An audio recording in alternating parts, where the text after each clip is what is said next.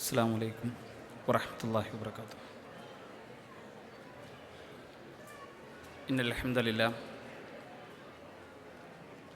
അൽഹംദുലില്ലാഹി റബ്ബിൽ ആലമീൻ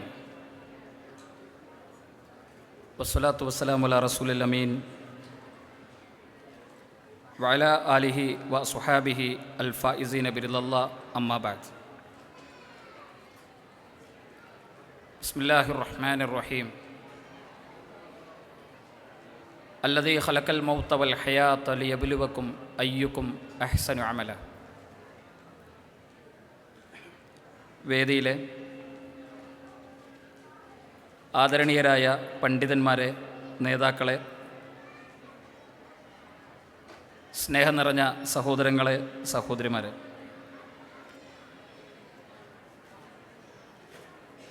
കാരുണ്യവാനായ അള്ളാഹുവിൻ്റെ രക്ഷയും സമാധാനവും നമ്മുടെ മേൽ സദാ വർഷിക്കുമാറാകട്ടെ.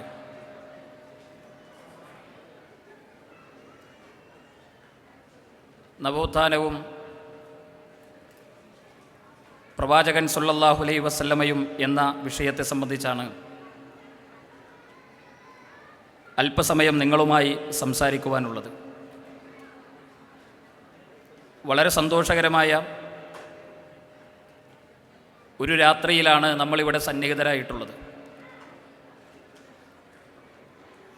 വിശുദ്ധ ഖുർആനിൻ്റെ അത്ഭുതങ്ങളെക്കുറിച്ച് കാണുകയും കേൾക്കുകയും വായിക്കുകയും ചെയ്തുകൊണ്ടാണ് ഈ പ്രോഗ്രാമിൽ നാം പങ്കെടുത്തുകൊണ്ടിരിക്കുന്നത്. 6-ാം നൂറ്റാണ്ടിനെ പ്രതിനിധാനം ചെയ്യുന്ന ഒരു പ്രവാചകനും 6-ാം നൂറ്റാണ്ടിൽ ആ പ്രവാചകൻ പ്രബോധനം ചെയ്ത ഒരു മതവും ആധുനിക കാലഘട്ടത്തിലെ നവോത്ഥാനവുമായി ചേർത്ത് വായിക്കുമ്പോൾ എൻ്റെ സംസാരത്തെ ഒരുപക്ഷെ അല്പം കൗതുകത്തോടെ കേൾക്കുന്നവരുണ്ടാകാം. ആകാംക്ഷയോടെ ഈ സംസാരങ്ങളെ വായിക്കുന്നവരുണ്ടാകാം. ഒരൽപ്പം പരിഹാസത്തോടെ ഒരുപക്ഷെ ഈ നവോത്ഥാനത്തെക്കുറിച്ച് വായിക്കുകയും 6-ാം നൂറ്റാണ്ടിൻ്റെ നവോത്ഥാനം എന്താണ് എന്ന് പരിഹാസത്തോടു കൂടി ആലോചിക്കുകയും ചെയ്യുന്നവരൊക്കെ നമുക്കിടയിലുണ്ടാകാം. ആധുനിക കാലഘട്ടം നവോത്ഥാനത്തെക്കുറിച്ച് വായിക്കുന്നതും കേൾക്കുന്നതും 18-ാം നൂറ്റാണ്ടിലാണ്. 18-ാം നൂറ്റാണ്ടിന് മുമ്പ് ഒരു നവോത്ഥാനത്തെക്കുറിച്ച് കേൾക്കുകയോ വായിക്കുകയോ ചെയ്ത പരിചയം ആധുനിക കാലഘട്ടത്തിനുണ്ടായിട്ടില്ല എന്നത് ചരിത്രമാണ്. ജ്ഞാനോദയങ്ങളും നവോത്ഥാന മൂല്യങ്ങളും പരിഷ്കരണങ്ങളും പുരോഗമനങ്ങളും ലോകത്തുണ്ടായത് ഫ്രഞ്ച് വിപ്ലവത്തോടു കൂടിയാണ് എന്നാണ് ആധുനിക ചരിത്രം പറയുന്നത്. 1879 ആരംഭിച്ച് 1789 ആരംഭിച്ച് 1799 അവസാനിച്ച ഫ്രഞ്ച് വിപ്ലവമാണ് ആധുനിക നവോത്ഥാനത്തിൻ്റെ തുടക്കമെന്ന് ചരിത്രം വിലയിരുത്തുന്നതും രേഖപ്പെടുത്തുന്നതും. 1889 ജൂലൈ 14-ാം തീയതി ഫ്രാൻസിലെ ഏറ്റവും വലിയ ജയിലുകളിലൊന്നായ ബാസ്റ്റിൽ കോട്ട തകർത്തുകൊണ്ടാണ് ഒരു സംഘം ജനങ്ങൾ ആ കോട്ടയിലേക്ക് കടന്നു കയറി അത് തകർത്തെറിഞ്ഞുകൊണ്ടാണ് ആ വിപ്ലവത്തിൻ്റെ തുടക്കമുണ്ടാകുന്നത്.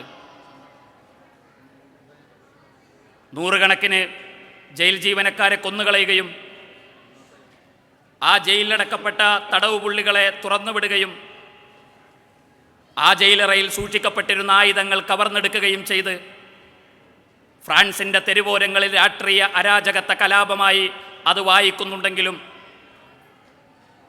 കത്തോലിക്കാ സഭയുടെ മനുഷ്യാവകാശ ലംഘനങ്ങൾക്കെതിരെയായിരുന്നു ഫ്രഞ്ച് വിപ്ലവം എന്നത് ചരിത്രം നമുക്ക് പറഞ്ഞു തരുന്നുണ്ട്. ഫ്രാൻസ് എന്ന് പറയുന്നത് കത്തോലിക്കാ സഭയുടെ മൂത്ത പുത്രി എന്നാണ് അറിയപ്പെട്ടിരുന്നത്. 3 വിഭാഗം ആളുകളാണ് ഫ്രാൻസിലുണ്ടായിരുന്നത്.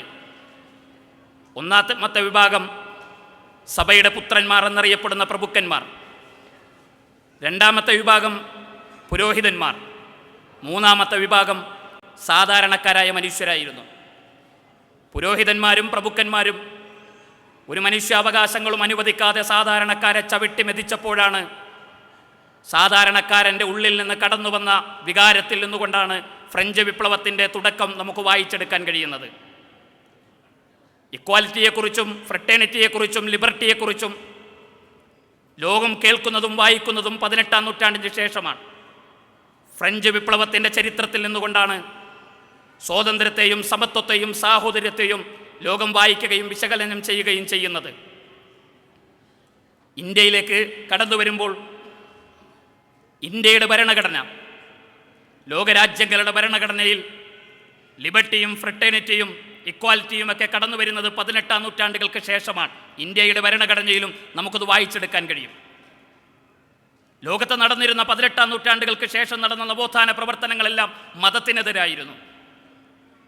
മതത്തിൻ്റെ പേരിൽ മനുഷ്യനെ ചൂഷണം ചെയ്ത് മനുഷ്യരുടെ അവകാശങ്ങളെയും പൗരാവകാശങ്ങളെയും ജനാധിപത്യ മൂല്യങ്ങളെയും തല്ലിത്തകർക്കുന്ന ഭരണകൂടങ്ങൾക്കെതിരെയായിരുന്നു ലോകത്ത് നടന്ന ആധുനിക കാലഘട്ടത്തിലെ നവോത്ഥാനത്തെ നമുക്ക് വായിക്കാനും മനസ്സിലാക്കാനും കഴിയുന്നത്.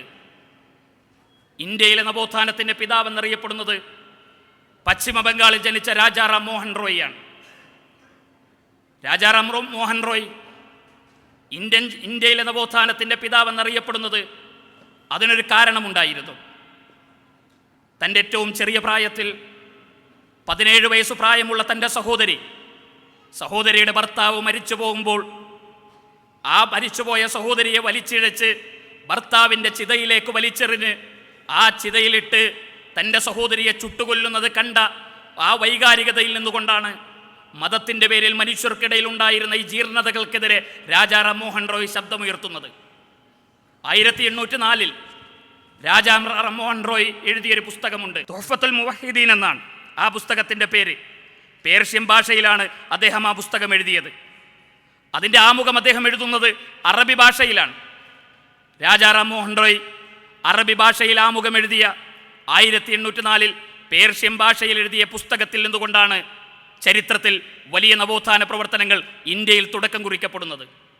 ഹൈന്ദവ മതത്തിൻ്റെ ഇന്ത്യയിലെ ഹിന്ദു മതത്തിൻ്റെ ദർശനങ്ങൾ ശക്തമായ ഏകദൈവ ദർശനത്തെ പഠിപ്പിക്കുന്നുവെന്നതാണ് രാജാറാം മോഹൻ റോയിയുടെ പ്രഖ്യാപനം.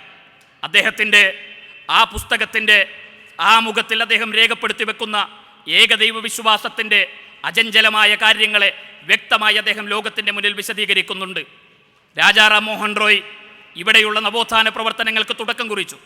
ഇന്ത്യയുടെ ചരിത്രം വരുമ്പോൾ ആ നവോത്ഥാന പ്രവർത്തനങ്ങളെ എമ്പാടും നമുക്ക് വായിക്കാൻ കഴിയും.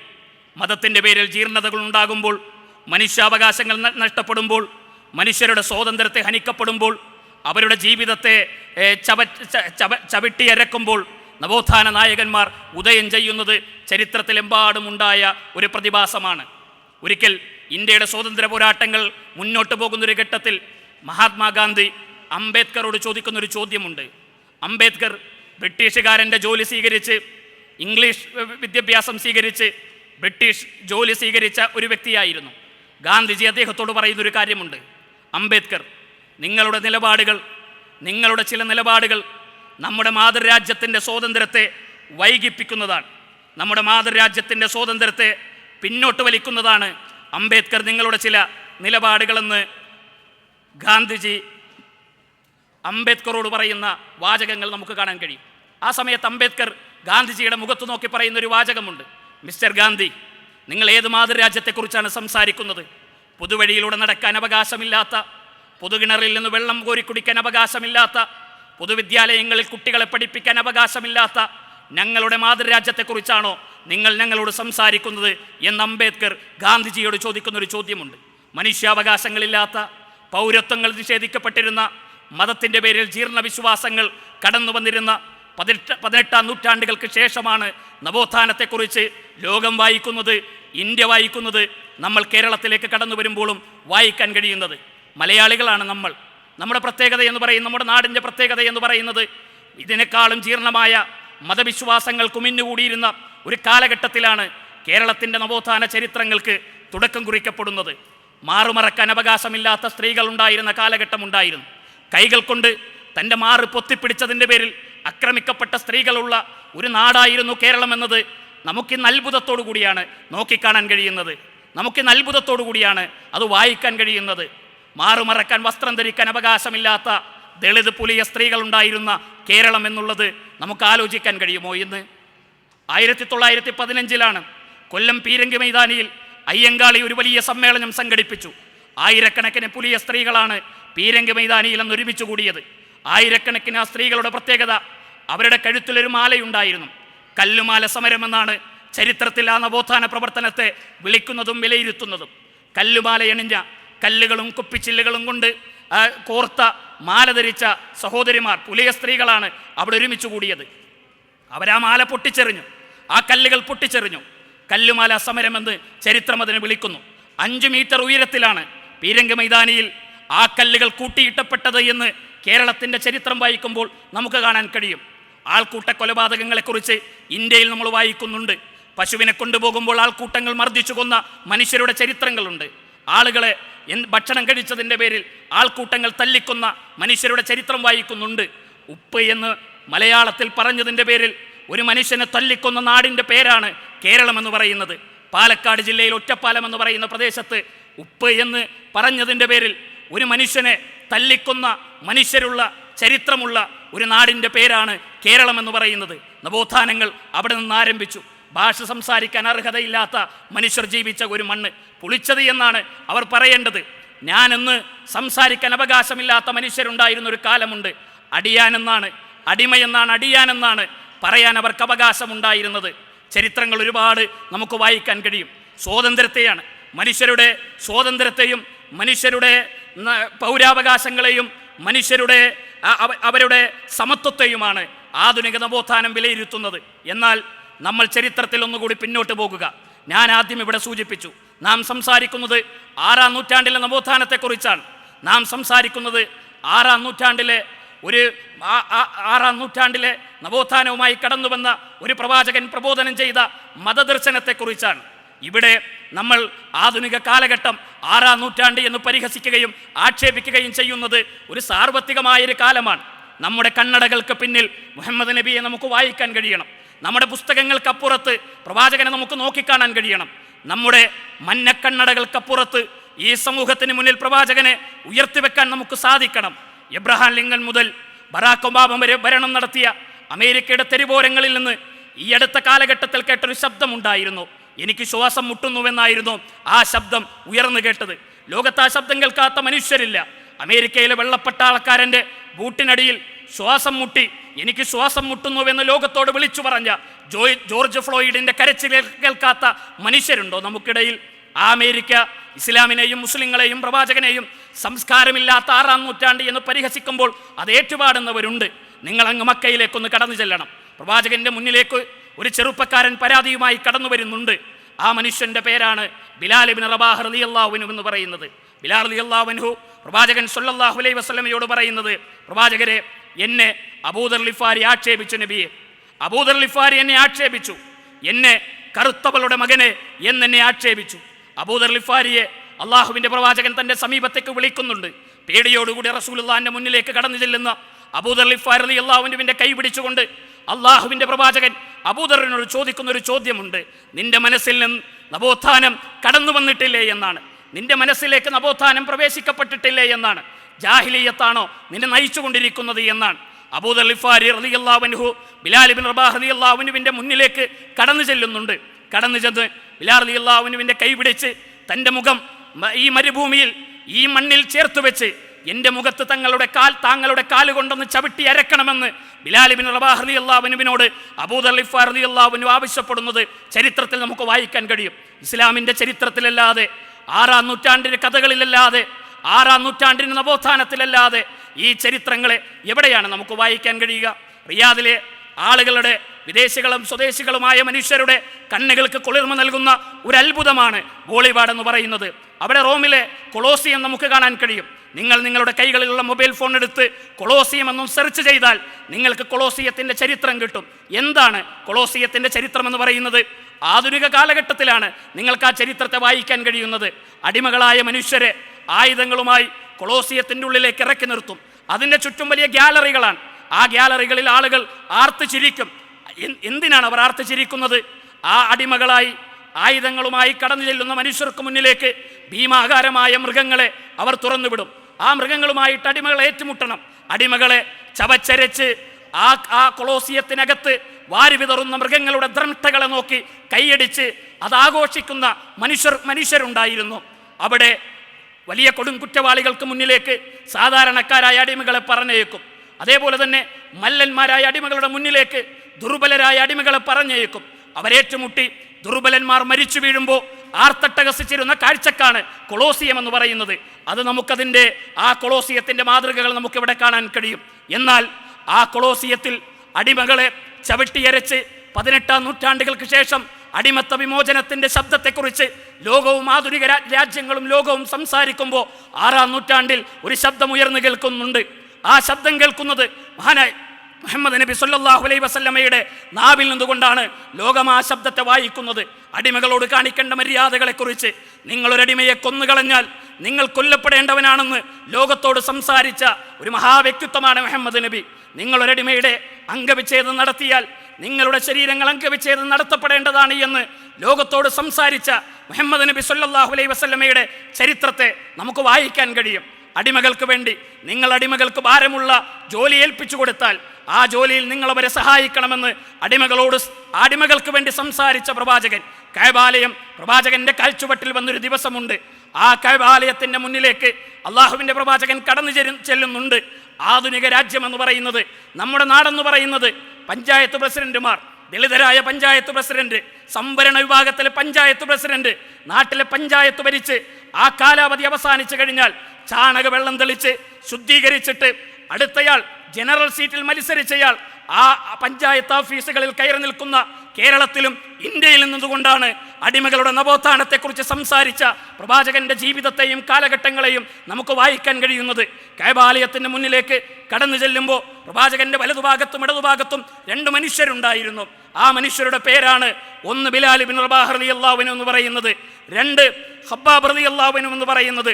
2 അടിമകളായ മനുഷ്യരെ ചേർത്ത് നിർത്തി, അടിമകളായി ജനിച്ചു വീണ മനുഷ്യരെ ചേർത്ത് നിർത്തി കഅബാലയത്തിന്റെ താക്കോൽ കൂട്ടങ്ങൾ, ആ താക്കോലുകൾ കൊണ്ട് ആ വാതിലുകൾ തുറന്ന് അതിനകത്തേക്ക് കടന്നുപോയ പ്രവാചകന്റെ നവോത്ഥാനത്തെക്കാളും അത്ഭുതം സൃഷ്ടിച്ച ഒരു ചരിത്രത്തെ ലോകത്തെവിടെയെങ്കിലും നമുക്ക് വായിച്ചെടുക്കാൻ കഴിയുമോ? നമുക്കെവിടെയെങ്കിലും നോക്കിക്കാണാൻ കഴിയുമോ? ഒരു രാത്രി മക്കയിലെ റസൂലുള്ളാഹിന്റെ വീടിന്റെ വാതിലിൽ ഒരു ചെറുപ്പക്കാരൻ വന്ന് മുട്ടുന്നുണ്ട്. വാതിൽ തുറക്കുന്ന പ്രവാചകൻ ബിലാൽ ഇബ്നു റബാഹ് റളിയല്ലാഹു അൻഹു കാണുന്നു. പ്രവാചകരെ, ഞാൻ ബിലാൽ ഇബ്നു റബാഹ് റളിയല്ലാഹു അൻഹു ആണ്. ബിലാൽ എന്നാണ് എൻ്റെ പേര്. ഉമയ്യത്ത് ബിൻ ഖലഫിന്റെ അടിമയാണ് ഞാൻ. ഉമയ്യത്ത് ബിൻ ഖലഫ് ഇസ്ലാം സ്വീകരിച്ചതിൻ്റെ പേരിൽ എന്നെ ക്രൂരമായി മർദ്ദിക്കുന്നു. ഞാൻ ഇസ്ലാം സ്വീകരിച്ച് അങ്ങയുടെ കൂടെ ജീവിക്കാൻ ആഗ്രഹിക്കുന്നു. റസൂലുള്ളാഹി ചെറുപ്പക്കാരനെ തൻ്റെ നെഞ്ചിലേക്ക് ചേർത്ത് വെച്ചു. പ്രവാചകന്റെ നെഞ്ചിന്റെ ചൂടേറ്റ് ആ ചെറുപ്പക്കാരൻ സന്തോഷം കൊണ്ട് ആനന്ദക്കണ്ണുനീർ പൊഴിച്ചു. പ്രവാചകൻ സല്ലല്ലാഹു അലൈഹി വസല്ലമയോട് ബിലാൽ റളിയല്ലാഹു അൻഹു പറഞ്ഞൊരു വാചകമുണ്ട്. പ്രിയപ്പെട്ടവരെ, ബിലാൽ റളിയല്ലാഹു അൻഹുവിന്റെ വാക്കുകൾ ഇപ്രകാരമാണ്: മുഹമ്മദ് നബിയെ, എൻ്റെ ഉമ്മ എന്നെ പ്രസവിച്ചതിന് ശേഷം എൻ്റെ ശരീരം കറുത്തുപോയതിൻ്റെ പേരിൽ എൻ്റെ ഉമ്മയുടെ മാറോട് എൻ്റെ ഉമ്മ എന്നെ ചേർത്ത് പിടിച്ചതിന് ശേഷം എന്നെ ചേർത്ത് പിടിക്കുന്നത് അങ്ങാണ് പ്രവാചകരെ. നിറത്തിൻ്റെ പേരിൽ എന്നെ മാറ്റി നിർത്താതെ, വർഗത്തിൻ്റെ പേരിൽ എന്നെ മാറ്റി നിർത്താതെ, വർണ്ണത്തിൻ്റെ പേരിൽ എന്നെ മാറ്റി നിർത്താതെ, വസ്ത്രത്തിൻ്റെ പേരിൽ എന്നെ മാറ്റി നിർത്താതെ, ഉച്ചനീചത്വങ്ങളുടെ പേരിൽ എന്നെ മാറ്റി നിർത്താതെ, എൻ്റെ മനുഷ്യാവകാശങ്ങളെ എനിക്ക് നൽകിയ, എൻ്റെ സ്വാതന്ത്ര്യത്തെ എനിക്ക് നൽകിയ, എൻ്റെ വിശ്വാസങ്ങളെ എനിക്ക് പകർന്നു നൽകിയ അള്ളാഹുവിൻ്റെ പ്രവാചകരെ, ഞാൻ അങ്ങയോട് ഏറ്റവും കൂടുതൽ ഇഷ്ടപ്പെടുന്നു പ്രവാചകരെ എന്ന് ബിലാൽ റളിയല്ലാഹു അൻഹു ചരിത്രത്തോട് പറയുന്ന വാചകമുണ്ട്. ഇവിടെയാണ് നമുക്ക് ഈ നവോത്ഥാനങ്ങൾ വായിക്കാൻ കഴിയുക. വാൾട്ടറെ കുറിച്ച് നമ്മൾ വായിക്കുന്നു, റൂസോയെക്കുറിച്ച് നമ്മൾ വായിക്കുന്നു, ആധുനിക നവോത്ഥാന നായകന്മാരെ കുറിച്ച് നമ്മൾ വായിക്കുന്നു, രാജാറാം മോഹൻ റോയിയെക്കുറിച്ച് നമ്മൾ വായിക്കുന്നു, മഹാത്മാഗാന്ധിയെക്കുറിച്ച് നമ്മൾ വായിക്കുന്നു. ലോക ചരിത്രത്തിലെ നവോത്ഥാന നായകന്മാരെ കുറിച്ച് നമ്മൾ വായിക്കുമ്പോൾ ഒരു നൂറ്റാണ്ടുകൾക്കപ്പുറം ഈ സൗദി അറേബ്യയുടെ മണ്ണിൽ വ്യത്യസ്തങ്ങളായി നിന്നിരുന്ന രാജഭരണങ്ങളെ തൗഹീദിലേക്ക് കൊണ്ടുവന്ന് ഏകദൈവ വിശ്വാസത്തിൻ്റെ അടിത്തറയിൽ അവരെ രൂപം നൽകിയ, അവർക്ക് വളർച്ച നൽകിയ മുഹമ്മദ് ബിൻ അബ്ദുൽ വഹാബിൻ്റെ ചരിത്രത്തെയും നവോത്ഥാനത്തെയും ആരും വായിക്കാൻ ഇഷ്ടപ്പെടുന്നില്ല. ആ പേരുകൾ നമ്മൾ കാണുന്നില്ല. ആ പേരുകൾ കൂട്ടി വായിക്കാൻ നമുക്ക് കാണാൻ കഴിയുന്നില്ല. അതുകൊണ്ട് തന്നെ നമുക്ക് ഈ രാജ്യത്തോടും ലോകത്തോടും നമ്മുടെ നവോത്ഥാനത്തെക്കുറിച്ച് പറയാനുണ്ട്. 18-ാം നൂറ്റാണ്ടിൽ ഇക്വാലിറ്റിയെക്കുറിച്ചല്ല, 18-ാം നൂറ്റാണ്ടിലെ ലിബർട്ടിയെക്കുറിച്ചല്ല, 18-ാം നൂറ്റാണ്ടിലെ ഫ്രട്ടേണിറ്റിയെക്കുറിച്ചല്ല, 6-ാം നൂറ്റാണ്ടിലെ ലിബർട്ടിയെക്കുറിച്ച്, 6-ാം നൂറ്റാണ്ടിലെ സ്വാതന്ത്ര്യത്തെയും, 6-ാം നൂറ്റാണ്ടിലെ സാഹോദര്യത്തെയും, 6-ാം നൂറ്റാണ്ടിലെ മനുഷ്യാവകാശങ്ങളെയും കുറിച്ചാണ് നമുക്ക് ഈ ലോകത്തോട് സംസാരിക്കാനുള്ളത്.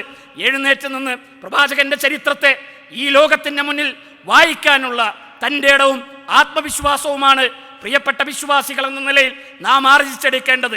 പ്രവാചകന്റെ ജീവിതത്തെ വക്രീകരിക്കുകയും പ്രവാചകന്റെ ജീവിതത്തെ വിമർശിക്കുകയും അള്ളാഹുവിൻ്റെ പ്രവാചകന്റെ ജീവിതത്തെ വിമർശിക്കുകയും അത് വളരെ തെറ്റായ രൂപത്തിൽ ലോകത്തിൻ്റെ മുന്നിൽ പ്രചരിപ്പിക്കുകയും ചെയ്യുന്ന ആധുനിക കാലഘട്ടത്തിൽ ലോകത്തിൻ്റെ മുന്നിൽ എഴുന്നേറ്റ് നിന്ന് ഞങ്ങളുടെ പ്രവാചകൻ, ആ പ്രവാചകന്റെ ജീവിതവും ആ പ്രവാചകന്റെ വ്യക്തിത്വവും ഇതാണ് എന്ന് പറഞ്ഞു കൊടുക്കാനുള്ള അർഹതയും അവകാശവുമാണ് നാം നേടിയെടുക്കേണ്ടത്. എങ്ങനെയാണ് മുഹമ്മദ് നബി പാറ്റമുണ്ടാക്കിയത്? എങ്ങനെയാണ് മുഹമ്മദ് നബി സല്ലല്ലാഹു അലൈഹി വസല്ലമ ഈ പരിവർത്തനം ഉണ്ടാക്കിയത്? ആയുധങ്ങൾ കൊണ്ടുണ്ടാക്കിയ പരിവർത്തനമാണോ? അല്ല. ഭീഷണി കൊണ്ടുണ്ടാക്കിയ പരിവർത്തനമാണോ? അല്ല. ഏതെങ്കിലുമൊക്കെ സമ്പത്ത് നൽകിക്കൊണ്ടുണ്ടാക്കിയ പ്രലോഭനങ്ങൾ കൊണ്ടുണ്ടാക്കിയ പരിവർത്തനമാണോ? പ്രവാചകനുണ്ടാക്കിയ പരിവർത്തനം എന്ന് പറയുന്നത് വിണ്ണിൽ നിന്ന് മണ്ണിലേക്ക് അവതരിപ്പിക്കപ്പെട്ട അത്ഭുതകരമായ ഒരു ഗ്രന്ഥത്തിന്റെ പരിവർത്തനമാണ്. അത്ഭുതകരമായ ഗ്രന്ഥത്തിന്റെ പരിവർത്തനമാണ് ഖുർആൻ. വിശുദ്ധ ഖുർആൻ അവരുടെ ഹൃദയങ്ങളിൽ ഉണ്ടാക്കിയ പരിവർത്തനമാണ്. ഇന്നഹാദൽ ഖുർആൻ യഹ്ദീ ലില്ലത്തി ഹിയ അഖ്വം. ആ ഖുർആനിന്റെ പ്രത്യേകത ഏറ്റവും ചൊവ്വായതിലേക്ക് അവരെ വഴി നടത്തുന്നു, ഏറ്റവും നല്ലതിലേക്ക് അവരെ വഴി നടത്തുന്നു, എല്ലാ തിന്മകളിൽ നിന്നും നന്മകളിലേക്ക് അവരെ വഴി നടത്തുന്ന അത്ഭുതത്തിന്റെ പേരാണ് ഖുർആൻ എന്ന് പറയുന്നത്. ജനിച്ചു വീഴാൻ അവകാശമില്ലാത്ത പെൺകുട്ടികൾ ഉണ്ടായിരുന്ന കാലഘട്ടത്തിലാണ് വൈദൽ മൗഊദത്തി സുഇലത്ത് ബിഅയ്യി ദംബിൻ ഖുതിലത്, ഏതൊരു കുറ്റത്തിനാണ് നീ കൊല്ലപ്പെട്ടത് എന്ന് ജീവനോടുകൂടി കുഴിച്ചു മൂടപ്പെട്ട പെൺകുട്ടികളോട് ചോദിക്കപ്പെടും എന്ന വചനം അവതരിപ്പിക്കുമ്പോൾ പെൺകുട്ടികൾക്ക് ജീവിക്കാനും ജനിക്കാനുമുള്ള അവകാശങ്ങളെയും സ്വാതന്ത്ര്യത്തെയും നൽകിയ അത്ഭുതത്തിന്റെ പേരാണ്, നവോത്ഥാനത്തിന്റെ പേരാണ് ഇസ്ലാം എന്ന് പറയുന്നത്. ഞങ്ങൾ മരിച്ചാൽ മുന്തിരിത്തോട്ടങ്ങൾക്കിടയിൽ ഞങ്ങളെ കുഴിച്ചിടണം. എന്തിനാണ് ഞങ്ങളെ മുന്തിരിത്തോട്ടങ്ങൾക്കിടയിൽ കുഴിച്ചിടണം എന്ന് പറയുന്നത്? ഞങ്ങൾക്ക് ലഹരി കുടിക്കാൻ ജീവിക്കുന്ന കാലത്തെ ഞങ്ങൾക്ക് കഴിയൂ, മരിച്ചാൽ ഞങ്ങൾക്കതിന് കഴിയില്ല. അതുകൊണ്ട് മരണത്തിന് ശേഷം ഞങ്ങൾക്ക് അത് ആസ്വദിക്കാൻ, അതിൽ നിന്ന് ഉതിർന്നു വീഴുന്ന മുന്തിരികൾ മണ്ണിനോട് ലയിച്ചു ചേർന്നാൽ അങ്ങനെ ഞങ്ങൾക്കത് ആസ്വദിക്കാൻ കഴിയുമെന്ന് വരികൾ എഴുതി വെച്ച, വസിയത്തുകൾ എഴുതി വെച്ച മനുഷ്യർക്കിടയിലേക്കാണ് ഫഹൽ അൻതും മുൻതഹൂൻ, നിങ്ങൾ വിരമിക്കുന്നില്ലേ എന്ന ഖുർആനിൻ്റെ അധ്യാപനങ്ങൾ ഉണ്ടാകുന്നത്. ലോകത്ത് മദ്യമുക്തമായ ഒരു അത്ഭുതകരമായ രാജ്യത്തെ ലോകത്തിന് മുന്നിൽ സമ്മാനിക്കാൻ വിശുദ്ധ ഖുർആനിനല്ലാതെ ആർക്കാണ് സാധിച്ചിട്ടുള്ളത്? ആർക്കാണ് അതിന് കഴിഞ്ഞിട്ടുള്ളത്? വിശുദ്ധ ഖുർആൻ ഒരു അത്ഭുതമാണ്. മനുഷ്യരുടെ ജീവിതത്തെ ഏറ്റവും നന്മയിലേക്ക് വഴി നടത്തുന്ന അത്ഭുതത്തിന്റെ പേരാണ് ഖുർആൻ എന്ന് പറയുന്നത്. റിയാദിന്റെ ഇസ്ലാഹി സെന്റർ ഒരു അത്ഭുതമാണ്. റിയാദിന്റെ ഇസ്ലാഹി സെന്ററിന്റെ ഒരു വിത്താണ് ഇവിടെ അബ്ദുൽ ഖയ്യൂം ബുസ്താനി റിയാദിലെ റൗദയിൽ നിന്ന് നട്ട ഒരു വിത്താണ്. അത് മുളച്ചു പൊന്തിയത്, ശിഖരങ്ങളായത്, സൗദി അറേബ്യയുടെ മുഴുവൻ പ്രദേശങ്ങളിലും തണൽ നൽകിയ ഒരു വലിയ തണൽ മരമായി അത് മാറി. കേരളത്തിൽ, ഇന്ത്യയിൽ, ലോകത്തിലെ വ്യത്യസ്തങ്ങളായ രാജ്യങ്ങളിൽ തണൽ നൽകിയ, ആർക്കും മുറിച്ചു കളയാൻ കഴിയാത്ത ഒരു തണൽ മരമായി ലേൺ ദി ഖുർആൻ എന്നൊരു അത്ഭുതം മാറിയത്, ആയിരങ്ങളെ ഖുർആനിന്റെ വാഹകരാക്കിയത്, ആയിരങ്ങൾക്ക് ഖുർആൻ പഠിക്കാനുള്ള അവസരങ്ങൾ നൽകിയത്, അത് ഈ ഖുർആൻ നൽകുന്ന ഒരു അത്ഭുതവും മാസ്മരികതയുമാണ്. നമുക്കതിൻ്റെ വാഹകരാകാൻ കഴിയണം. ആ ഖുർആനിൻ്റെ പതിപ്പുകളായി തീരാൻ, ജീവിക്കുന്ന പതിപ്പുകളായി തീരാൻ പ്രിയപ്പെട്ടവരെ നമുക്ക് സാധിക്കണം. ഖുർആനിൻ്റെ വാഹകരാണോ നമുക്ക് നവോത്ഥാനം സൃഷ്ടിക്കാൻ കഴിയും? ഖുർആനിൻ്റെ ആളുകളാണോ നമുക്ക് മാറ്റങ്ങൾ ഉണ്ടാക്കാൻ കഴിയും? അല്ലെങ്കിൽ ഈ നവോത്ഥാനങ്ങളെക്കുറിച്ച് നമുക്ക് ആലോചിക്കാനേ കഴിയില്ല. ഖുർആൻ്റെ ആളുകളല്ലെങ്കിൽ നഫീസത്തു മാലയും മാല കിതാബുകളും പാടി പെൺകുട്ടികളെ പ്രസവിപ്പിച്ചിരുന്ന കാലമുണ്ടായിരുന്നു. നഫീസത്തു മാല പാടി, ബദർ മൗലിദ് പാടി പെൺകുട്ടികളുടെ പ്രസവം നടത്തിയ കേരളത്തിൽ നിന്നാണ് നമ്മൾ വരുന്നത്. ആ കേരളത്തിലാണ് നമ്മൾ ജീവിക്കുന്നത്. 14 നൂറ്റാണ്ടുകൾ കഴിഞ്ഞു വിശുദ്ധ ഖുർആൻ അവതരിച്ചിട്ട്. നമ്മൾ ജീവിച്ചു കൊണ്ടിരിക്കുന്ന ഇന്ന് നമുക്ക് ആത്മാഭിമാനത്തോടെ പറയാൻ കഴിയുമോ നവോത്ഥാനം പൂർത്തിയായി എന്ന്? ഇന്നും ഇന്നലെയുമൊക്കെ നമ്മൾ കേൾക്കുന്ന വാർത്തകൾ എന്താണ്? ഞാൻ അത്ഭുതപ്പെട്ടു പോയി. കഴിഞ്ഞ ദിവസം ഒരു ചാനലിൽ ഒരു ചെറുപ്പക്കാരൻ്റെ ഇൻ്റർവ്യൂ കണ്ടപ്പോൾ അഭിമാനത്തോടെ അയാൾ പറയുന്നു, ഞാൻ എൻ്റെ ഭാര്യയെ എൻ്റെ വീട്ടിലാണ് പ്രസവിപ്പിച്ചത്. എൻ്റെ ഭാര്യയെ പ്രസവിപ്പിച്ചു. അപ്പോൾ ചാനലുകാരൻ ചോദിക്കുന്നുണ്ട്, നിങ്ങളുടെ ഭാര്യ വീട്ടിൽ പ്രസവിക്കുമ്പോൾ പൊക്കിൾ കൊടി നിങ്ങൾ എങ്ങനെയാണ് അത് മുറിച്ചു മാറ്റിയത്, വേർപ്പെടുത്തിയത്? അയാൾ ആവേശത്തോടെ പറയുന്നു, ഞാൻ തൊട്ടടുത്ത കടയിലേക്ക് ഓടി, അവിടെ നിന്നൊരു ബ്ലേഡ് വാങ്ങിക്കൊണ്ടുവന്നു. എന്നിട്ട് അയാൾ ചോദിച്ചു, നിങ്ങൾ എങ്ങനെയാണത് മുറിച്ചത്? ഞാൻ യൂട്യൂബ് നോക്കിയാണത് മുറിച്ചത് എന്ന് അഭിമാനത്തോടെ പറയുന്ന മലയാളികളുള്ള ഒരു കേരളത്തിലാണ് നമ്മൾ ജീവിക്കുന്നത്. എവിടെയാണ് നമ്മുടെ നവോത്ഥാന പ്രവർത്തനങ്ങൾ പൂർത്തിയായി എന്ന് പറയാൻ കഴിയുക? നമുക്കൊരുപാട് ഉത്തരവാദിത്തങ്ങളുണ്ട്. അത് ഖുർആൻ കൊണ്ടല്ലാതെ കഴിയില്ല. ഖുർആൻ കൊണ്ടല്ലാതെ ഈ വിപ്ലവങ്ങൾ ഉണ്ടാക്കാനും ഈ മാറ്റങ്ങൾ സൃഷ്ടിക്കാനും നമുക്ക് സാധ്യമല്ല. NV അബ്ദുസ്സലാം മൗലവി അരീക്കോട് എന്ന് പറയുന്ന ഒരു പ്രദേശമുണ്ട് കേരളത്തിൽ, മലപ്പുറം ജില്ലയിലാണ്. അരീക്കോട് ഒരു അത്ഭുതമുണ്ടായി. എങ്ങനെയാണ് അത്ഭുതമുണ്ടായത്? 10 പതിറ്റാണ്ടുകൾക്ക് മുമ്പ് അരീക്കോട് താഴത്തങ്ങാടിയിലെ ചായമക്കാനിയിൽ NV അബ്ദുസലാം മൗലവി എന്ന് പറയുന്ന ഒരു മനുഷ്യൻ ഒരു ഖുർആൻ ക്ലാസ് ആരംഭിച്ചു. ഒരു നാടിനുണ്ടാകുന്ന മാറ്റം ഖുർആൻ കൊണ്ടുണ്ടാകും. ഖുർആൻ നമ്മുടെ ജീവിതത്തിൽ ഇല്ലെങ്കിൽ ആ മാറ്റങ്ങൾ ഉണ്ടാക്കാനേ നമുക്ക് കഴിയില്ല. ഖൈറുക്കും മൻ തഅല്ലമൽ ഖുർആന വഅല്ലമഹു. അന്ന് ഖുർആൻ ക്ലാസ്സിലാക്കുന്നവരാണ് എന്ന് NV അബ്ദുസലാം മൗലവി പരിഹസിച്ചു. അബ്ദുസലാം മൗലവിയുടെ ഖുർആൻ ക്ലാസ് മുടക്കാൻ താഴത്തങ്ങാടിയിലെ ചില ആളുകളെ അന്നത്തെ ആളുകൾ പറഞ്ഞയച്ചു. ആ ക്ലാസ് കേൾക്കാൻ അവർ വന്നു. മൗലവിന്റെ ഖുർആൻ ക്ലാസ്സിൽ അന്ന് ഉദ്ധരിച്ച ആയത്ത്, അന്ന് ഓതി പഠിപ്പിച്ച ആയത്ത് അലൈസല്ലാഹു ബികാഫിൻ അബ്ദ, അള്ളാഹുവിൻ്റെ അടിമക്ക് അല്ല പോരെ എന്ന ആയത്തായിരുന്നു. ആയത്ത് NV അബ്ദുസലാം മൗലവി വിശദീകരിച്ചു. ഖുർആൻ ക്ലാസ് മുടക്കാൻ വന്ന ആളുകൾ അത് കുറച്ചു നേരം കേട്ടിരുന്നു. ക്ലാസ് കഴിഞ്ഞപ്പോൾ അവർ ചോദിച്ചു, ഇത് ഖുർആനിലുള്ളതാണോ? അതെ. അതിൻ്റെ അർത്ഥം നിങ്ങൾ പറഞ്ഞ പോലെയാണോ? അള്ളാഹുവിൻ്റെ അടിമക്ക് അല്ല പോരെ എന്ന് തന്നെയാണോ? അതെ, അത് തന്നെയാണ് അതിൻ്റെ അർത്ഥം. അതൊന്ന് എഴുതി തരാൻ പറ്റുമെന്ന് ചോദിച്ചു. അങ്ങനെ അദ്ദേഹം അത് എഴുതി കൊടുത്തു. അവർ പറഞ്ഞു, നിങ്ങൾ ഓതിയ ആയത്ത്, നിങ്ങൾ ഉദ്ധരിച്ച അർത്ഥം ശരിയല്ലെങ്കിൽ ഞങ്ങൾ ഒരു വരവ് കൂടി നിങ്ങളുടെ അടുത്തേക്ക് വരും. ഈ ഏർപ്പാട് ഇവിടെ ഞങ്ങൾ അനുവദിക്കില്ല. പള്ളിയിലെ ഉസ്താദിൻ്റെ അടുത്തേക്ക് അവർ ചെന്നു. ഈ കടലാസ് കഷ്ണം അവർ നീട്ടി. ഉസ്താദ് അത് വാങ്ങി. അവർ ചോദിച്ചു, അത് ആയത്ത് ഖുർആനിലുള്ളതാണോ? അദ്ദേഹം പറഞ്ഞു, അതെ. ഇതിൻ്റെ അർത്ഥം ഇങ്ങനെ തന്നെയാണോ? അതെ. എങ്കിൽ ഞങ്ങൾ നിങ്ങളുടെ റാത്തീബ് കമ്മിറ്റിയിൽ നിന്ന് ഞങ്ങളുടെ പേരങ്ങ് വെട്ടിക്കോ എന്ന് പറഞ്ഞ് അരീക്കോട് എന്നൊരു നാടുണ്ടാകുന്നത്, ആ നാട്ടിൽ സ്ഥാപനങ്ങൾ ഉണ്ടാകുന്നത്, വൈജ്ഞാനികമായ വിപ്ലവങ്ങൾ ഉണ്ടാകുന്നത്, അത്ഭുതങ്ങൾ ഉണ്ടാകുന്നത്, ആയിരക്കണക്കിന് വൈജ്ഞാനികമായ ഉന്നതമായ വിദ്യാസമ്പന്നരായ തൗഹീദുള്ള മനുഷ്യരുണ്ടാകുന്നത് ഖുർആൻ പഠനത്തിലൂടെയാണ്. ഖുർആൻ ലോകത്തിന് സൃഷ്ടിച്ച അത്ഭുതമാണ്. എത്ര അത്ഭുതങ്ങൾ നമുക്ക് കാണാൻ കഴിയും? എത്ര അത്ഭുതങ്ങളെയാണ് ഖുർആൻ ലോകത്തിന് മുന്നിൽ കാണിച്ചു കൊടുക്കുന്നത്? അത് വലിയ പണ്ഡിതന്മാർ മാത്രം പറയേണ്ടതാണോ? അത് വലിയ പ്രഭാഷകരുടെ നാവുകളിൽ നിന്ന് മാത്രം വരേണ്ടതാണോ? അല്ല. നിങ്ങൾക്കറിയുമോ, തമിഴ്നാട് ഭരിക്കുന്ന DMK എന്ന് പറയുന്ന രാഷ്ട്രീയ പ്രസ്ഥാനമുണ്ട്. ദ്രാവിഡ മുന്നേറ്റ കഴകമെന്നാണ് ആ പ്രസ്ഥാനത്തിൻ്റെ പേര്. DMK എന്ന രാഷ്ട്രീയ പ്രസ്ഥാനത്തിൽ പെരിയാർ ദാസൻ എന്ന് പറയുന്ന ഒരു എഴുത്തുകാരനുണ്ടായിരുന്നു. വലിയ ആ പാർട്ടിയുടെ ബുദ്ധിജീവിയാണ്, എഴുത്തുകാരനാണ്. അദ്ദേഹം ഒരിക്കൽ അടിയന്തരാവസ്ഥക്കാലത്ത് ജയിലടക്കപ്പെട്ടു. ജയിലിൽ ആ മനുഷ്യൻ്റെ കൂടെ അഹമ്മദ് സലീം എന്നു പേരുള്ള ഒരു മുസ്ലിം ചെറുപ്പക്കാരനുണ്ടായിരുന്നു. ഈ ചെറുപ്പക്കാരൻ പെരിയാർ ദാസന് വേണ്ട എല്ലാ കാര്യങ്ങളും ചെയ്തു കൊടുത്തു, എല്ലാ സൗകര്യങ്ങളും ചെയ്തു കൊടുത്തു. അങ്ങനെ പെരിയാർ ദാസൻ ഒരു രാത്രി എഴുന്നേറ്റ് നോക്കുമ്പോൾ ഈ ചെറുപ്പക്കാരൻ കുറച്ച് മാറിയിരുന്ന് ഇങ്ങനെ കരയണം, വല്ലാതെ കരയുന്നു. അയാളുടെ അടുത്ത് ചെന്ന് പെരിയാർ ദാസൻ ആശ്വസിപ്പിച്ചു, നിങ്ങൾ പ്രയാസപ്പെടേണ്ട, പെട്ടെന്ന് പുറത്തിറങ്ങും. അപ്പോൾ ഒരു ഗ്രന്ഥം നെഞ്ചിൽ ഇങ്ങനെ ചേർത്ത് വെച്ചിട്ടാണ് ഇയാൾ കരയുന്നത്. പെരിയാർ ദാസൻ ചോദിച്ചു, ഇതേതാ ഗ്രന്ഥം? അപ്പോൾ അത് കൊടുത്തു. ഖുർആൻ്റെ തമിഴ് പരിഭാഷയാണ്. ഇന്നത്തെ നമ്മുടെ കേരളത്തിൻ്റെ അവസ്ഥ എന്താണ്? ഖുർആൻ അമുസ്ലിങ്ങൾ കൈകൊണ്ട് തൊടാൻ പാടില്ല എന്ന് വിശ്വസിക്കുന്ന മുസ്ലിങ്ങളുള്ള കാലത്താണ് നമ്മൾ ജീവിച്ചു കൊണ്ടിരിക്കുന്നത്. ഒരു മുസ്ലിം പെൺകുട്ടി ഖുർആൻ ഓതിയതിൻ്റെ പേരിൽ നാട്ടിലുണ്ടാക്കിയ കോലാഹലങ്ങൾ തീർന്നിട്ടുണ്ടോ? ഇല്ല. ആലങ്കോട് ലീലാകൃഷ്ണൻ മാഷ് എന്ന ഒരു കവിയുണ്ട്, എഴുത്തുകാരനുണ്ട് കേരളത്തിൽ, വലിയ എഴുത്തുകാരനാണ്. അദ്ദേഹത്തിൻ്റെ പ്രസംഗം യൂട്യൂബിൽ നിങ്ങൾക്ക് കിട്ടും. അദ്ദേഹത്തിൻ്റെ സുപ്രസിദ്ധമായൊരു പ്രസംഗമുണ്ട്. കേരളത്തിലെ യാഥാസ്ഥിതികരായ പണ്ഡിതന്മാരെ സ്റ്റേജിലിരുത്തിക്കൊണ്ട് ആലങ്കോട് ലീലാകൃഷ്ണൻ മാഷ് നടത്തുന്ന പ്രഭാഷണത്തിൻ്റെ തുടക്കം ഇങ്ങനെയാണ്. എനിക്ക് കുറേ മുസ്ലിം കൂട്ടുകാരുണ്ടായിരുന്നു ചെറുപ്പത്തിൽ. ഖുർആൻ പഠിക്കണമെന്ന് എനിക്ക് വലിയ ആഗ്രഹമുണ്ടായിരുന്നു. പക്ഷെ എൻ്റെ കൂട്ടുകാരും എനിക്ക് ഖുർആൻ തരുമായിരുന്നില്ല. എന്നോടുള്ള വെറുപ്പ് കൊണ്ടല്ല എനിക്കവർ ഖുർആൻ തരാതിരുന്നത്, എന്നോടുള്ള സ്നേഹം കൊണ്ടാണ് അവരെനിക്ക് ഖുർആൻ തരാതിരുന്നത്. കാരണം ഞാൻ ഖുർആൻ തൊട്ടാൽ എൻ്റെ കണ്ണ് പൊട്ടിപ്പോകുമെന്നാണ് അവരുടെ ഉസ്താദുമാർ അവരെ പഠിപ്പിച്ചിരുന്നത്. അതുകൊണ്ടാണ് എനിക്ക് ഖുർആൻ തരാതിരുന്നത്. ഞാൻ വളർന്നു വലുതായി, ഖുർആൻ കിട്ടി, ഞാൻ വായിച്ചു.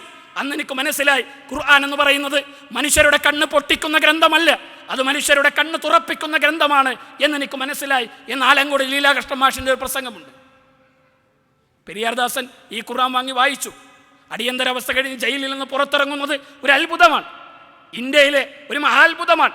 ആയിരങ്ങൾക്ക് ഖുർആനിനെ കുറിച്ചുള്ള തെറ്റിദ്ധാരണകൾ അകറ്റിയ, ആയിരങ്ങൾക്ക് ഇസ്ലാമിനെ കുറിച്ചുള്ള തെറ്റിദ്ധാരണകൾ അകറ്റിയ ഒരു മഹാപ്രബോധകനാണ്. പെരിയാർ ദാസൻ എന്ന പേര് മാറ്റി അബ്ദുള്ള അടിയാർ എന്ന പേര് സ്വീകരിച്ച് ഇന്ത്യയിൽ ഇസ്ലാമിക പ്രബോധകന്മാരിൽ ഏറ്റവും ശ്രദ്ധേയനായ ഒരു വ്യക്തിത്വമായി അടിയന്തരാവസ്ഥ കഴിഞ്ഞ് ജയിലിൽ നിന്ന് പുറത്തിറങ്ങിയത് ഖുർആൻ സൃഷ്ടിച്ച അത്ഭുതമാണ്. ഖുർആൻ മനുഷ്യർക്കുണ്ടാക്കിയ പരിവർത്തനമാണ്. ആ ഖുർആനിൻ്റെ വാഹകരാകാൻ നമുക്ക് കഴിയണം. ആ ഖുർആൻ നമുക്കിടയിൽ പരിവർത്തനങ്ങൾ ഉണ്ടാക്കണം. പ്രവാചകന്റെ സ്വഭാവം എന്താണ്? സംസ്കാരം എന്താണ്? ആയിഷ ബിബി റളിയല്ലാഹു അൻഹയോട് ചോദ്യം. ആയിഷ ബിബി റളിയല്ലാഹു അൻഹയുടെ പ്രത്യേകത, മറുപടി ഖുർആനാണ് പ്രവാചകന്റെ സ്വഭാവം. സഞ്ചരിക്കുന്ന ഖുർആനിൻ്റെ പതിപ്പാണ് പ്രവാചകന്റെ ജീവിതം. നമ്മുടെ ഭാര്യമാർ നമ്മളോട് പറയുമോ, ഒരു ദുർബലമായ ഹദീസിൻ്റെ പതിപ്പാണ് എൻ്റെ ഭർത്താവ് എന്ന് പറയാൻ കഴിയുന്ന ക്വാളിറ്റിയുള്ള എത്ര ആളുകൾ ഉണ്ടാകും നമ്മുടെയൊക്കെ കൂട്ടത്തിൽ? ആത്മാർത്ഥമായി നമ്മളൊന്ന് വിശകലനം നടത്തേണ്ട ആ ഖുർആനുമായി എനിക്കെത്ര ആത്മബന്ധം ഉണ്ടാക്കാൻ കഴിഞ്ഞു? പരിശുദ്ധ റമളാൻ കഴിഞ്ഞു. പരിശുദ്ധ റമളാൻ ഖുർആനിൻ്റെ മാസമാണ്. ഖുർആനുമായി ആത്മബന്ധം ഉണ്ടാക്കേണ്ട മാസമാണ്. ആ വിശുദ്ധ ഖുർആൻ ഒരാവർത്തി വായിച്ചു തീർത്ത എത്ര മനുഷ്യരുണ്ടാകും നമ്മുടെ കൂട്ടത്തിൽ. ആ ഖുർആൻ നമുക്ക് വേണ്ടി സംസാരിക്കും. നമ്മളെങ്ങനെ നവോത്ഥാനം ഉണ്ടാക്കും, നമ്മളെങ്ങനെ പരിവർത്തനം ഉണ്ടാക്കും. ഖുർആനുമായി നമുക്കൊരാത്മബന്ധം ഉണ്ടാക്കാൻ കഴിയണം. ജീവിതത്തെ മനോഹരമാക്കാൻ സാധിക്കണം. ആ ഖുർആൻ സൃഷ്ടിച്ച വിപ്ലവങ്ങളാണ് മദീനയുടെ ചരിത്രത്തിൽ, മക്കയുടെ ചരിത്രത്തിൽ ജ്വലിച്ചു നിൽക്കുന്നത്. സഹോദരങ്ങളെ, ഞാൻ എൻ്റെ വാക്കുകൾ അവസാനിപ്പിക്കുകയാണ്. നമുക്ക് പരിവർത്തനത്തിൻ്റെ വാഹകരായി തീരാൻ കഴിയണം. റിയാദിൻ്റെ ഇസ്ലാഹി സെന്ററിലെ പൂർവികരായ നേതാക്കന്മാരെ കുറിച്ച് ബുസ്താനി സൂചിപ്പിച്ചു. ഒരുപാട് പേരുകൾ ഇവിടെ സൂചിപ്പിക്കപ്പെട്ടു. അതൊരവസരമല്ലേ? എത്ര മനുഷ്യർ ഈ നാട്ടിൽ നിന്ന് യാത്രയായി, എത്ര മനുഷ്യർ 6 അടി മണ്ണിലാണ്. എന്നാൽ അവർക്ക് വേണ്ടിയെല്ലാം ഈ 2025 ഈ ഏപ്രിൽ മാസത്തിലെ 11-ാം തീയതി ഈ ഓഡിറ്റോറിയത്തിലിരുന്ന് ആത്മാർത്ഥമായി നമ്മൾ പ്രാർത്ഥിച്ചത് ഈ നാടിനും ഈ നാട്ടിലെ മനുഷ്യർക്കും അവർ ചെയ്തു കൊടുത്ത സേവനങ്ങളുടെ പേരിലല്ലേ? ആ നന്മ എന്ന് പറയുന്നത് ഖുർആൻ അവർക്ക് നൽകിയ കരുത്തും ഖുർആൻ അവർക്ക് നൽകിയ വെളിച്ചവുമായിരുന്നു. ആ വെളിച്ചം നമുക്ക് ഏറ്റെടുക്കാൻ കഴിയണം. ഈ പ്രോഗ്രാം ആരംഭിക്കുന്നതിന് മുമ്പ് ആ വാതിലിലൂടെ നിങ്ങൾ അകത്തേക്ക് കയറിയാൽ ഇവിടെയുള്ള സലഫി മദ്രസയിലെ കുട്ടികളുടെ അത്ഭുതങ്ങളെ നിങ്ങൾക്ക് കാണാൻ കഴിയുമായിരുന്നു. അതൊരു അത്ഭുതമല്ലേ? ഖുർആൻ നൽകിയ അത്ഭുതമല്ലേ? എത്ര മനോഹരമായിട്ടാണ് ആ കുട്ടികൾ നിങ്ങളുടെ ഹൃദയങ്ങളോട് സംവദിച്ചത്. എത്ര മനോഹരമായിട്ടാണ് ആ കുട്ടികൾ നിങ്ങളുടെ മനസ്സുകളോട് സംവദിച്ചത്. എത്ര മനോഹരമായിട്ടാണ് ആ കുട്ടികൾ നിങ്ങളുടെ ചിന്തകളിലേക്ക് ആശയങ്ങളെ പകർന്നു നൽകിയത്. അത് ഖുർആനിൻ്റെ അത്ഭുതമല്ലേ? ഈ സലഫി മദ്രസക്കല്ലാതെ ആർക്കത്തരം ഒരു അത്ഭുതത്തെ ഈ രാജ്യത്ത് സൃഷ്ടിക്കാൻ കഴിയും? ആ അത്ഭുതത്തെ എങ്ങനെ നമുക്ക് കണ്ടില്ലെന്ന് നടിക്കാൻ കഴിയും? ആ മദ്രസകളോട് നിങ്ങൾക്ക് ബന്ധമുണ്ടാകണം. ഈ സെന്ററുകളോട് നിങ്ങൾക്ക് ബന്ധമുണ്ടാകണം. അവിടെയുള്ള ഖുർആൻ പഠന സംവിധാനങ്ങളോട് നിങ്ങൾക്ക് ബന്ധമുണ്ടാകണം. നമുക്ക് സമയമില്ല എന്ന് നമ്മൾ പറയും. നമുക്കെല്ലാത്തിനും സമയമുണ്ടാകുന്ന ഒരു ഘട്ടം വരും. എല്ലാത്തിനും സമയമുണ്ടാകും. മരണത്തിൻ്റെ മലക്കുകൾ നമ്മിലേക്ക് കടന്നു വന്നാൽ നമ്മൾ പറയും, കാല റബ്ബിർജിഊൻ, ഞങ്ങൾക്ക് ഇപ്പം സമയമുണ്ട്, കുറച്ചു നേരം കൂടി ഞങ്ങൾക്ക് തരണം, സമയമുണ്ട്, ഞങ്ങൾക്ക് തരണം, അവസരങ്ങൾ തരണം. എന്നാൽ ഒരാൾക്കും അവസരങ്ങൾ കാത്തു നിൽക്കില്ല.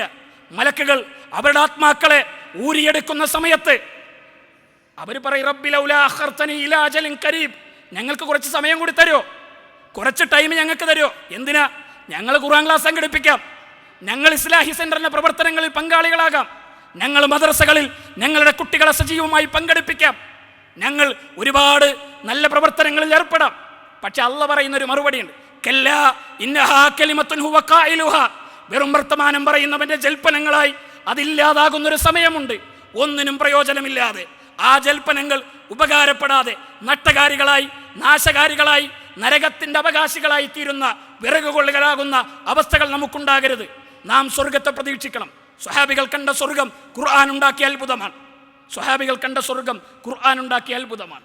ഖുർആനല്ലാതെ അങ്ങനെ ഒരു അത്ഭുതത്തെ ഉണ്ടാക്കിയിട്ടേയില്ല.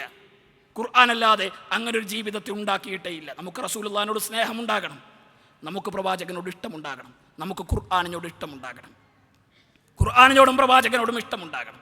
സ്വർഗാവകാശികളായ സ്വഹാബത്തിൻ്റെ പ്രത്യേകതകൾ അങ്ങനെയായിരുന്നു. ബദർ യുദ്ധത്തിൻ്റെ സൊഫുകൾ ശരിപ്പെടുത്തുമ്പോഴാണ് ഒരാൾ സൊഫ് തെറ്റി നിൽക്കുന്നു. കയ്യിലിരുന്ന വടി കൊണ്ട് സവാദ് ബിൻ ഗസീർ റളിയല്ലാഹുവിന്റെ ശരീരത്തിൽ കുത്തിക്കൊണ്ട് റസൂലുള്ളാഹി പറഞ്ഞു, സഫ് ശരിയാക്ക്.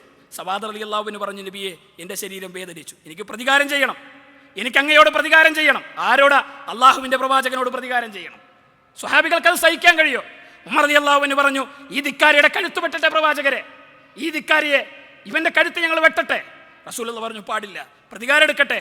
റസൂലുള്ളാഹി സ്വല്ലല്ലാഹു അലൈഹി വസല്ലമയുടെ മുന്നിലേക്ക് സവാദ് റളിയല്ലാഹുവിന് കടന്നു വന്നു. അദ്ദേഹം പറഞ്ഞു, പ്രവാചകരെ, എൻ്റെ ശരീരത്തിൽ കുത്തുമ്പോൾ എൻ്റെ മേൽമുണ്ടുണ്ടായിരുന്നില്ല, അതുകൊണ്ട് അങ്ങയുടെ മേൽവസ്ത്രം മാറ്റണം. റസൂലുള്ളാഹി തൻ്റെ മേൽവസ്ത്രം മാറ്റിക്കൊടുത്തു. കയ്യിലിരുന്ന വടിയുമായി സവാദ് റളിയല്ലാഹുവിൻ്റെ മുന്നിലേക്ക്, പ്രവാചകൻ സ്വല്ലല്ലാഹു അലൈഹി വസല്ലമയുടെ മുന്നിലേക്ക് സവാദ് റളിയല്ലാഹുവിന് കടന്നു ചെന്നു. നിർവികാരതയോടെ നിശബ്ദമായി നിൽക്കുന്ന സ്വഹാബികളുടെ മുന്നിലൂടെ പ്രവാചകന്റെ ശരീരത്തിൽ ഒരു മൺതരി വീഴുന്നതിനേക്കാളും 1000 വട്ടം കുരിശുമരണമാണ് ഞങ്ങൾ ഇഷ്ടപ്പെടുന്നത് എന്ന് പറഞ്ഞ സ്വഹാബികളുടെ മുന്നിലൂടെയാണ് ആ ചെറുപ്പക്കാരൻ പ്രവാചകനോട് പ്രതികാരമെടുക്കാൻ കടന്നു ചെല്ലുന്നത്. റസൂലുള്ളാഹിന്റെ മുന്നിലെത്തി കയ്യിലിരുന്ന വടിയങ്ങ് വലിച്ചെറിഞ്ഞ് പ്രവാചകനെ കെട്ടിപ്പിടിച്ച റസൂലുള്ളാഹിന്റെ മാറത്ത് തുരുതുരാ ചുംബിക്കാൻ തുടങ്ങി. നബി സല്ലല്ലാഹു അലൈഹി വസല്ലം ചോദിച്ചു, മാലക്കയാ സവാദ്, നിനക്ക് എന്തു പറ്റി? റസൂലുള്ളാഹിനോട് സവാദ് റളിയല്ലാഹു അൻഹു പറഞ്ഞു, അല്ലാഹുവിൻ്റെ റസൂലെ, അതാ അപ്പുറത്തായിരങ്ങൾ, ആയുധങ്ങളുമായി അപ്പുറത്തായിരങ്ങൾ, തിരിച്ചു വരാൻ കഴിയുമോ എന്ന് ഉറപ്പില്ല.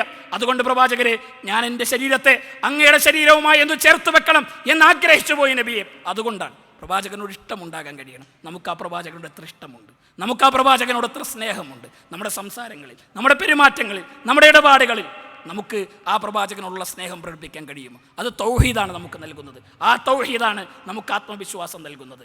സ്വർഗത്തിൽ സ്വർണത്തിൻ്റെ ചിറകുകളുമായി പറന്നു നടന്ന സ്വഹാബികളുണ്ട്. സ്വർണത്തിൻ്റെ ചിറകുകളുമായി സ്വർഗത്തിൽ പറന്നു നടന്ന സ്വഹാബത്ത്. നമുക്ക് അവസരങ്ങളുണ്ട്. പ്രവാചകൻ സല്ലല്ലാഹു അലൈഹി വസല്ലമ മുഅ്ത യുദ്ധത്തിൻ്റെ സമയമായി. മുഅ്ത യുദ്ധത്തിന് പോകുന്ന സൈന്യത്തിൻ്റെ മുന്നിൽ സൈന്യനായകനായി സെയ്ദ് ബിൻ ഹാരിസ റളിയല്ലാഹു അൻഹുവിനെ നിശ്ചയിച്ചു.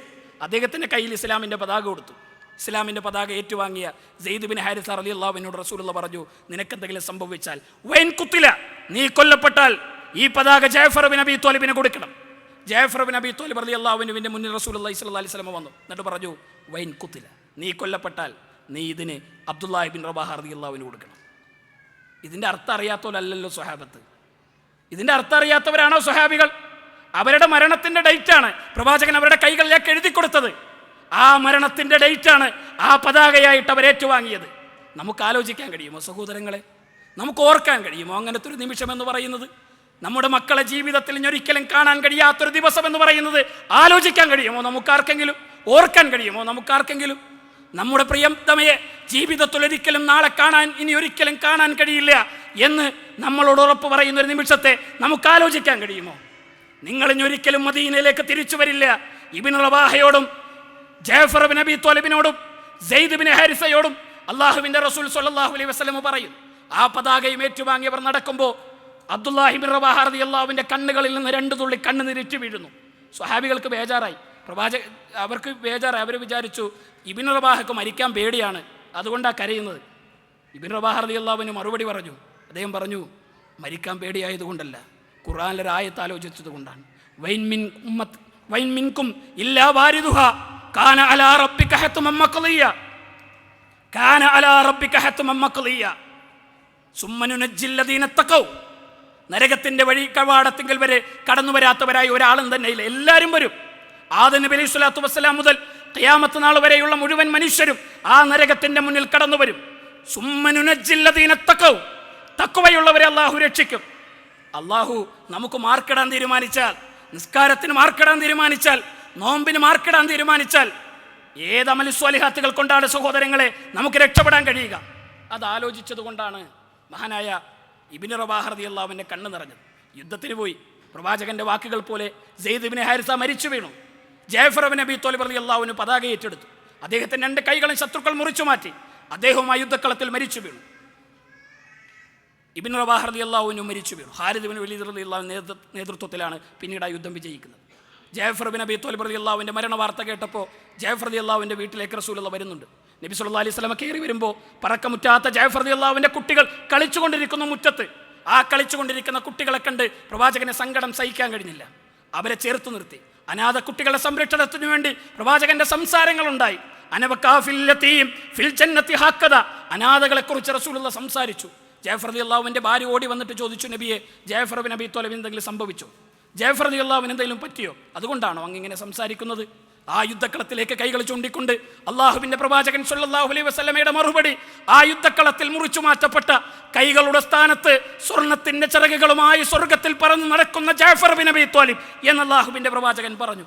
സ്വർണത്തിൻ്റെ ചിറകുകളുമായി സ്വർഗത്തിൽ പറന്നു നടക്കുന്ന ജഅഫർമാരോടൊപ്പം കടന്നു പോകാൻ നമുക്ക് എന്ത് അവസരങ്ങളാണ് ഉള്ളത് എന്ന് സഹോദരങ്ങളെ നമ്മൾ ആലോചിക്കണം. അതുകൊണ്ട് ഇതൊരവസരമായി കാണണം. ഇസ്ലാഹി സെൻ്ററുകൾ നമുക്ക് അവസരങ്ങൾ തുറന്നു തരുന്നു. വലിയ അവസരങ്ങളാണ് തുറന്നു തരുന്നത്. ആ അവസരങ്ങളെ പ്രിയപ്പെട്ടവരെ നിങ്ങൾക്ക് ഉപയോഗപ്പെടുത്താൻ കഴിയണം. അവിടെ ഖുർആൻ പഠന ക്ലാസ്സുകളുണ്ട്, നമ്മളുണ്ടാകണം. ഷോപ്പിംഗ് മാളുകളിലും അതേപോലെ തന്നെ ഇവിടെയുള്ള ആ കാഴ്ച, ഭൗതികമായ കാഴ്ചകളിലും മാത്രം ജീവിക്കുന്ന മനുഷ്യർക്കിടയിൽ അള്ളാഹു നമ്മളെ തിരഞ്ഞെടുത്ത് ഇവിടെ എത്തിച്ചത് അള്ളാഹുവിന് നമ്മളോടുള്ള സ്നേഹം കൊണ്ടാണ്. ആ ഇഷ്ടത്തെ നിലനിർത്താൻ കഴിയണം, ആ സ്നേഹത്തെ നിലനിർത്താൻ കഴിയണം. ഇവിടെ ഈ കുട്ടികൾക്ക് വേണ്ടി അധ്വാനിച്ച അധ്യാപികമാരുണ്ട്. ഒന്നും പ്രതീക്ഷിച്ചുകൊണ്ടല്ല ഇത് സംഘടിപ്പിക്കാൻ. ഞാൻ ഇന്ന് രാവിലെ മുതൽ ഇവരോടൊപ്പം ഉണ്ട്. 100ഓളം വരുന്ന വളണ്ടിയർമാർ.